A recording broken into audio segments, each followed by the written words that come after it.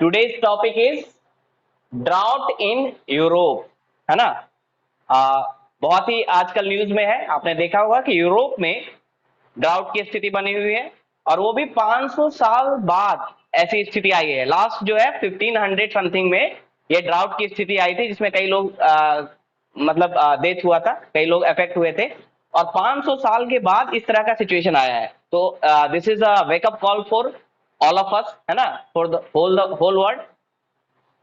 After the record breaking summer heat, summer के time में भी बहुत हिट हुआ है यूरोप के कंट्री में, जहां पे जनरली क्या होता है, ठंडा रहता है ना, टेम्परेट रीजन में आते हैं लोग, है ना। ये कंट्री जो यूरोप है वो टेम्परेट रीजन में आता है। टेम्परेट रीजन में गर्मी ज्यादा नहीं पड़ता, है ना। ट्रॉपिकल में गर्मी ज्यादा होता है, समर ज्यादा होता है। टेम्परेट में गर्मी ज्यादा नहीं पड़ती है ना। तो वहां भी इस बार समर के टाइम में हिट देखने को मिला है ना। समर के टाइम में हिट देखने को मिला है।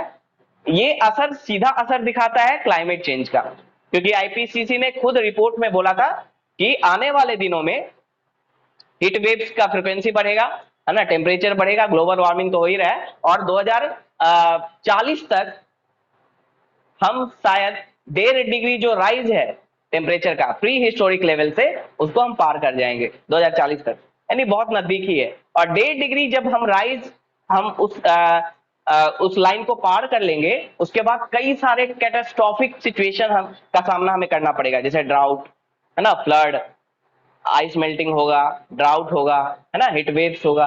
तो काफी हम लोग एट द वर्ज ऑफ क्या है, बहुत ही उस सिचुएशन में है जहां हमें कई सारे समस्याओं का सामना करना पड़ सकता है। और उसका एक एग्जांपल यहाँ पे यूरोप में ड्राउट के रूप में हमें देखने को मिल रहा है। Okay, 2000 may be the worst year in Europe इन 500 years। Large rivers have been reduction to shallow streams. जो बड़े रिवर्स थे, जैसे राइन, राइन को लाइफलाइन बोला जाता है जर्मनी का, है ना। राइन, पो, लोयर, डेन्यूबे, ये सब बड़े रिवर्स हैं। ये एक स्ट्रीम में बदल चुके हैं। स्ट्रीम मतलब धारा, छोटी धारा में जो नदियां थी, जो पेरेनियल रिवर्स थे, जो सदाबहार नदियां थी, वो छोटी धाराओं में बदल चुकी है, यानी उनका लेवल काफी कम हो गया है ना। चाइना और यूएस भी अभी ड्राउट का सामना कर रहा है। चाइना और यूएस में भी ड्राउट अभी हमें न्यूज में देखा है हमने। देखिए, some of the Europe biggest river Rhine, Po, Rhine का है जर्मनी में, पो है इटली में, और लोयर है फ्रांस में, और डेन्यूबे है जर्मनी में। ये सारे बड़े रिवर्स थे। ये अभी इनका ऐसा हाल है कि ये छोटे जो मिडिल साइज के जो बोट होते हैं उनको भी सपोर्ट नहीं कर रहे हैं, क्योंकि लेवल नीचे चला गया है ना। बोट को चलने के लिए वाटर का लेवल हाई होना चाहिए ना, ऊपर होना चाहिए, तभी बोट स्मूथली उसमें चल पाता है। तो इवन की मिड साइज के जो बोट है वो भी सपोर्ट नहीं कर पा रहे हैं ये रिवर्स। तो ये स्थिति है ना। तो यहाँ पे सबसे पहले ड्राउट को समझेंगे कि ड्राउट होता क्या है और कितने टाइप्स के ड्राउट होते हैं। फिर हम यूरोप में जो ड्राउट आया है उसके कारणों को देखेंगे। तो सबसे पहले ड्राउट, ड्राउट क्या है? Drought is generally considered as a deficiency in rainfall over an extended period, usually resulting in a water causing usually resulting in a water adverse impact on vegetation, animals और people। ठीक है। तो drought क्या है? Drought is generally considered as a deficiency in rainfall precipitation over a extended period, यानी लंबे समय तक वर्षा में कमी के कारण ही जनरली ड्राउट आता है ना। लंबे समय तक बारिश में कमी हुआ, है ना, मॉनसून नहीं आया, उसी के कारण ये हमें ड्राउट देखने को मिलता है। और ये जनरली क्या करता है? ये वाटर शॉर्टेज को क्रिएट करता है, वाटर को शॉर्ट करता है, चाहे वो रिवर्स में हो चाहे ग्राउंड वाटर में हो। और उससे एडवर्स इंपैक्ट होता है किस पे? वेजिटेशन पे, एनिमल पे, और लोगों पे भी होगा। ऑब्वियसली लोगों पे होगा, वेजिटेशन कम होगा या एनिमल्स कम होंगे तो फूड क्राइसिस आ सकता है। तो टाइप्स ऑफ ड्राउट देखते हैं, कितने टाइप्स के ड्राउट होते हैं। तो पहला जो टाइप है वो है मेट्रोलॉजिकल ड्राउट। ये सिंपल है, मतलब रेनफॉल में कमी आया या फिर ड्राई सीजन जो है वो एक्सटेंड हुआ, यानी लंबा खींचा गया dry season. Dry season generally क्या होता है? समर का जो सीजन होता है और विंटर का सीजन होता है वो ड्राई सीजन होता है, उसमें बारिश नहीं होती है ना। तो वो अगर ड्राई सीजन लंबा जा रहा है और बारिश नहीं हो रहा है, रेनफॉल में डेफिसिट हो रहा है, तो उसी को हम ड्राउट घोषित कर देते हैं। उसका इंपैक्ट है कि नहीं इसको नहीं चेक करते हैं। मेट्रोलॉजिकल ड्राउट में क्या चेक करते हैं कि रेनफॉल नहीं हुआ है, बस इतना ही सफिशिएंट है हमारे लिए। रेनफॉल नहीं हुआ है कई लंबे समय तक, है ना, ड्राई सीजन एक्सटेंड हुआ है, बस वहां पे हम उसको ड्राउट घोषित कर देंगे, मेट्रोलॉजिकल ड्राउट घोषित कर देंगे। भले ही उसका इंपैक्ट ना हुआ हो, उसका एडवर्स इंपैक्ट ना हो, मतलब तालाब और नदी नहीं सूखे हो, लेकिन बारिश नहीं हुआ है, इसके लिए अगर हम ड्राउट डिक्लेयर करते हैं तो उसे कहेंगे मेट्रोलॉजिकल ड्राउट। उसके इफेक्ट को हम नहीं चेक करेंगे।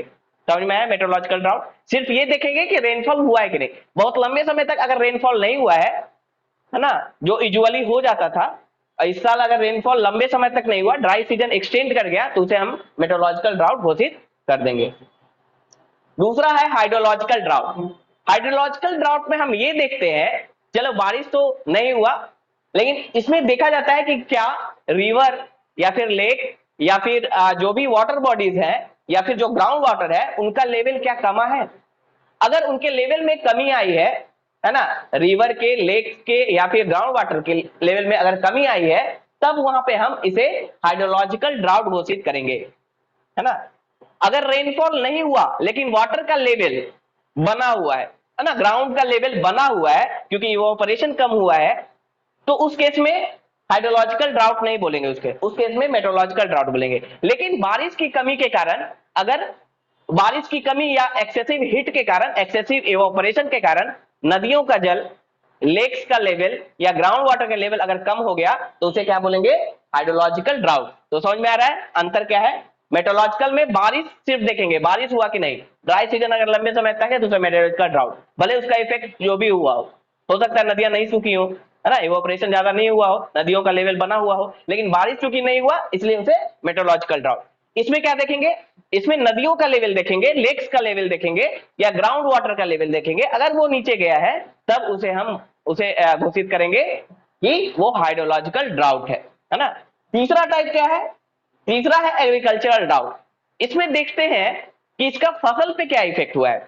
अगर फसलों पे इफेक्ट हुआ है ना, एग्रीकल्चर प्रोडक्टिविटी पे कमी हुई है ना, एग्रीकल्चर पे असर हुआ है, चाहे वो किसी भी कारण से हुआ हो, चाहे रेनफॉल के कम होने के कारण से हुआ हो या नदियों को सूखने के कारण से हुआ या इरिगेशन फैसिलिटी ना मिलने के कारण हुआ हो, तो उसे क्या बोल देंगे? एग्रीकल्चरल ड्राउट, है ना, अगर एग्रीकल्चर पे इफेक्ट हुआ है तो। लास्ट में है socio economic drought. Socio economic drought में लास्ट में डिक्लेयर करते हैं, लास्ट स्टेज में, जहां पे इन तीनों फैक्टर्स के कारण, इन तीनों ड्राउट्स के कारण डिमांड और सप्लाई में अफेक्ट हुआ हो किसी भी वस्तु का, demand and supply of some economic goods such as fruits, vegetables, है ना, ग्रेन्स एंड मीट। जैसे गेहूं मिलना बंद हो गया, है ना, या फिर चावल मिलना बंद हो गया, या प्याज की कमी हो गई, किसी भी तरह से किसी भी फ्रूट्स, वेजिटेबल्स, ग्रेन्स या मीट पे अगर इसका असर होता है ड्राउट का, इन तीनों ड्राउट में किसी भी ड्राउट का अगर उनके डिमांड और सप्लाई पे असर होता है तो उसे कहेंगे सोशियो इकोनॉमिक ड्राउट। कभी कभी देखते हैं ना आप कि किसी फ्रूट्स का या किसी वेजिटेबल्स की कमी हो जाती है ना, तो उस केस में उस ड्राउट को क्या बोलेंगे? सोशियो इकोनॉमिक ड्राउट, है ना। कॉज यही होता है, कॉज यही सारा होता है, यही ड्राउट के कारण कमी आती है डिमांड और सप्लाई में। लेकिन जब डिमांड और सप्लाई में कमी आने लगेगी तब वो होगा सोशियो इकोनॉमिक ड्राउट, है ना। जब तक डिमांड सप्लाई मेंटेन है, मान लीजिए गवर्नमेंट के पास मान लीजिए एग्रीकल्चरल ड्राउट हुआ, लेकिन गवर्नमेंट के जो एफसीआई का गोदाम है उसमें बहुत सारा अनाज है ना, तो वो क्या करेगा? अनाज को सप्लाई करता रहेगा, तो अनाज के डिमांड और सप्लाई पे तो असर नहीं आएगा। तो उस केस में एग्रीकल्चर ड्राउट हुआ है, लेकिन उसे सोशियो इकोनॉमिक ड्राउट नहीं बोलेंगे। सोशियो इकोनॉमिक ड्राउट तभी बोलेंगे जब इन तीनों में से किसी ड्राउट का असर डिमांड और सप्लाई पे होगा, तभी उसे सोशियो इकोनॉमिक ड्राउट बोलेंगे। समझ में आ रहा है? जैसे अभी राइस को लेके न्यूज है ना, गेहूं का तो पता ही है आपको कि दाम बढ़ चुका है गेहूं का, है ना। हर 10 किलो पे शायद 100 के आसपास प्राइस बढ़ा है। वो हुआ है किसके कारण? रशिया यूक्रेन वॉर के कारण, है ना। लेकिन अभी क्या आ रहा है? अभी स्पेकुलेशन किया जा रहा है कि राइस के प्राइस में भी बढ़ोतरी होने की संभावना है, और उसका कारण है रेनफॉल में कमी, क्योंकि खरीफ सीजन है, खरीफ सीजन में राइस के कल्टीवेशन के लिए हमें बहुत सारा वाटर चाहिए, है ना, वाटर लॉगिंग करना पड़ता है फील्ड को। तो ऐसा अनुमान लगाया जा रहा है कि इस बार प्रोडक्शन कम होगा राइस का। लेकिन उस केस में ऐसा बोला जा रहा है कि सोशियो इकोनॉमिक ड्रॉट नहीं आएगा। क्यों नहीं आएगा?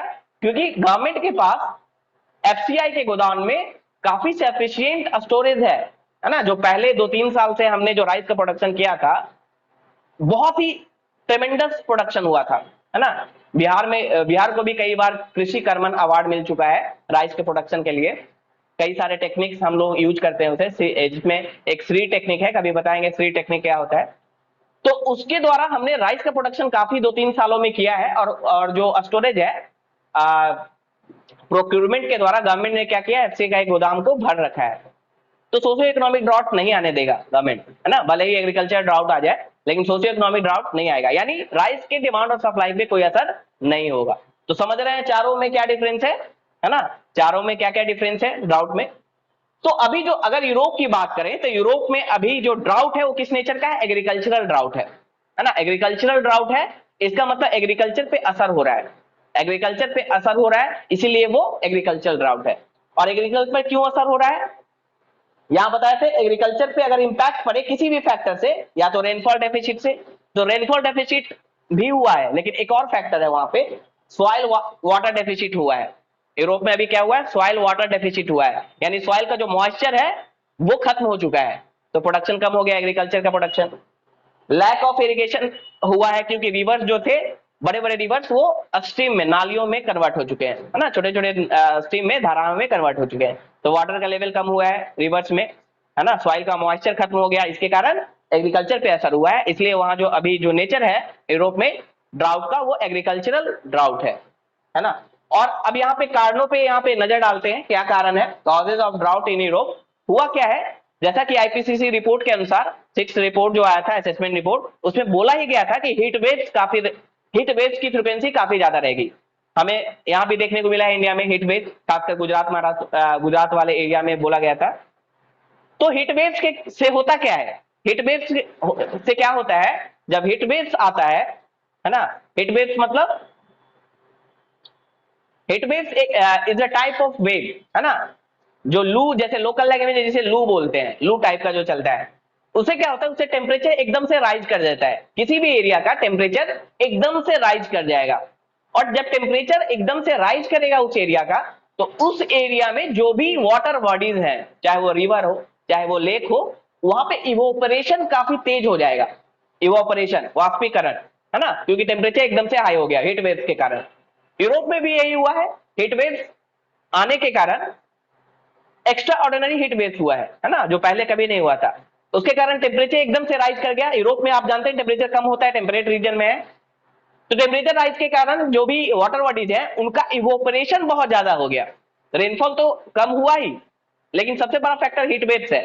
हीट वेव्स के कारण टेम्परेचर बढ़ा, टेम्परेचर के कारण इवोपरेशन बढ़ा, और इवोपरेशन के बढ़ने के कारण, रेट ऑफ इवोपरेशन बढ़ने के कारण, सॉइल का जो मॉइस्चर है, सॉइल का मॉइस्चर इवोपरेट हो गया, सॉइल में मॉइस्चर नहीं रहा। और बिना मॉइस्चर का सॉइल कुछ भी प्रोड्यूस नहीं कर सकता है। हम वाटर क्यों देते हैं, बाहर से पानी क्यों लगाते हैं? ताकि सॉइल का मॉइस्चर बना रहे और उस मॉइस्चर से अंकुरित हो, है ना, प्रोडक्शन हो।